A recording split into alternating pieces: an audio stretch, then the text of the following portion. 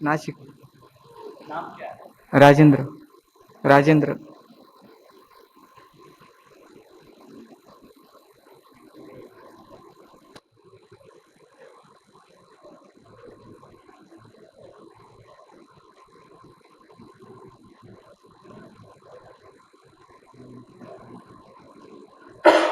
बोलो क्या जानना चाहते हैं? घर के बारे में। क्या? सब झगड़ा होता है घर में। किससे झगड़ा होता है? आपस में झगड़ा करते हैं सब लोग। किससे? परिवार टूट रहा है। और और मेरी शादी की भी दिक्कत आ रही है। शादी में दिक्कत आ रही हाँ। है। और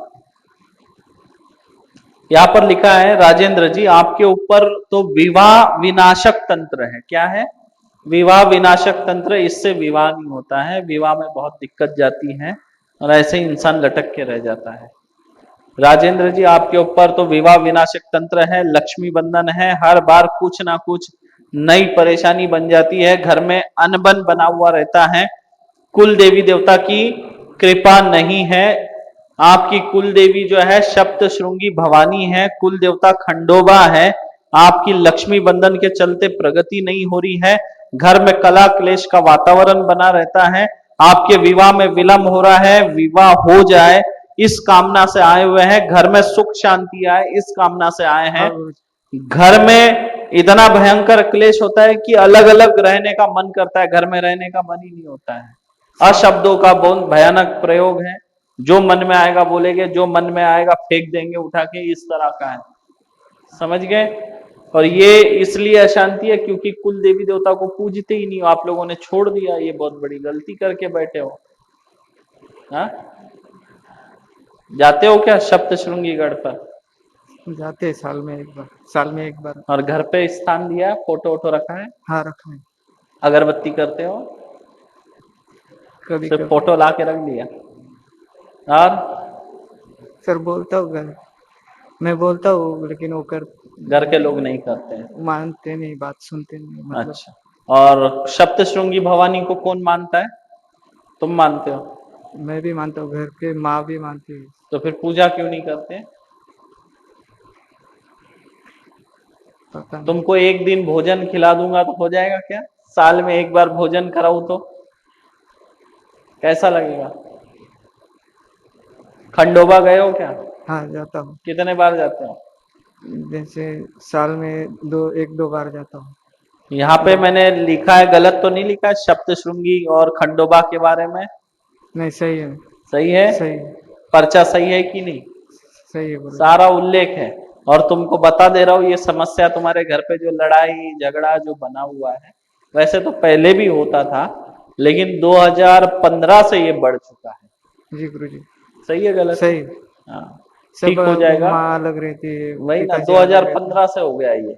उसके पहले होता था थोड़ा बहुत था, थोड़ा लेकिन बहुत। 2015 के बाद सब बिगड़ गया। अब तो ऐसा है कि सबको अलग अलग कर देने, अलग अलग रहने का मन है और अलग अलग रहते हैं। पास बैठे तो डर लगता है अब डर कुछ लगता झगड़ा है। हो जाएगा। कुछ भी बोलोगे तो उल्टा हाँ, सीधा वही बस। पास बैठे मतलब झगड़ा होना है, जैसे है ना बारूद और चिंगारी अगर एक साथ आ गई तो आग लगती है, बस वैसा ही तुम्हारा है। लेकिन तुम्हारे घर पे जो है साथी आसरा भी बैठा हुआ है, और एक जो है बाड़तीन भी है, एक बाड़तीन की आत्मा है जो बच्चे के साथ मरी थी, उसकी आत्मा है। समझे? आप जहाँ रहते हैं ना, हाँ। वहीं पे एक महिला मतलब बच्चे को जन्म देती बच्चा और वो मर गई थी, तो उसकी आत्मा भी तुम्हारे घर पे घूम रही है। और घर से थोड़ा दूर जो एक चौक है, और चौक के पास एक नीम का पेड़ है, उस नीम के पेड़ के नीचे जो है तंत्र दबाया हुआ है, और घर के बाहर भी तंत्र की चीजें फेंकी हुई थी। समझे? ठीक हो जाएगा, चिंता की बात नहीं है।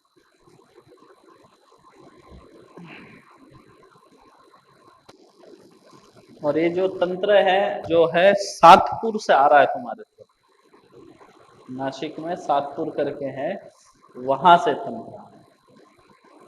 समझे? क्या क्या संबंध है सातपुर से तुम्हारा? सातपुर में मेरे चाचा चाची ये लोग सब रहते हैं। हम्म। अभी शादी भी है कल, लेकिन मैं नहीं हाँ, गया। 24 तारीख को शादी है, मैं नहीं गया। मुझे तो नहीं बताया तू कौन रहता सातपुर में तेरे। जी गुरु जी।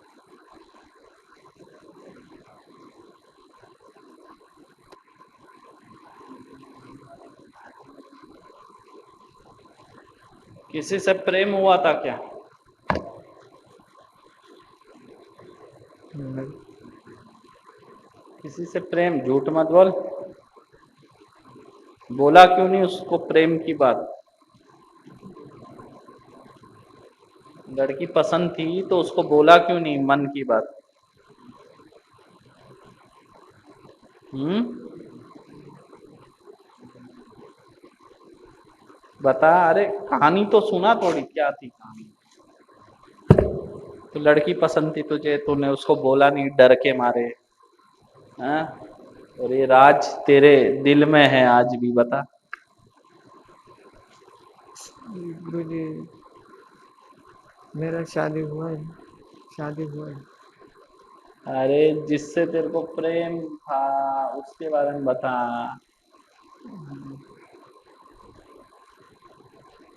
किससे था? है एक लड़की हो, शम्मा बोल के। हाँ? शम्मा। बोला नहीं उसको? बोला। फिर क्या हुआ? कुछ नहीं, 5-6 महीने बाद चली गई, शादी हो गई मेरी। किसकी? मेरी। फिर तेरा वो हो कि क्या हुआ, कहा गया तू? विनाशक हो गया, समझा? लिखा है ना विवाह विनाशक।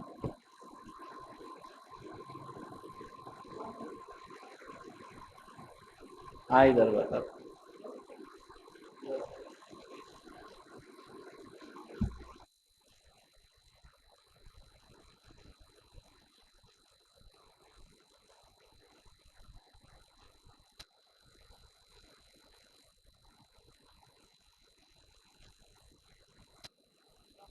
माइक पे जो जो मैंने तेरे को गुप्त बातें बताई, सच है या नहीं, बस उतना बोल के जा।